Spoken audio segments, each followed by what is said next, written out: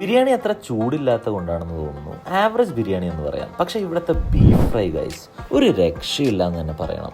നല്ല quality ബീഫായിരുന്നു. Slow cook ചെയ്ത് മസാലയുടെ ആ കുത്തൊന്നും ഇല്ലാതെ തന്നെ ഈ കുഞ്ഞു കടയിലെ താത്തയുടെ കൈപ്പുണ്യമാണെന്ന് തോന്നുന്നു ആ മസാലയുടെ രഹസ്യം. സംഭവം കൊള്ളാം, മസ്റ്റ് ട്രൈ എന്ന് തന്നെ പറയാം. പഴംപൊരിയുടെ കൂടെയാണ് ഏറ്റവും കൂടുതൽ ഇഷ്ടപ്പെട്ടത്. ബിരിയാണി, കഞ്ഞി, പത്തിരി അങ്ങനെ കുറേ ഐറ്റംസ് ഉണ്ടായിരുന്നു കേട്ടോ. നിങ്ങൾ അതൊക്കെ ട്രൈ ചെയ്ത് നോക്കും. ഞങ്ങൾ എന്തായാലും ഇതൊക്കെയാണ് ട്രൈ ചെയ്തത്. ഞാൻ വേറെ ഒന്നും പറയുന്നില്ല. ഇവിടുത്തെ ബീഫ് ഫ്രൈ നിങ്ങൾ മിസ്സാക്കണ്ട.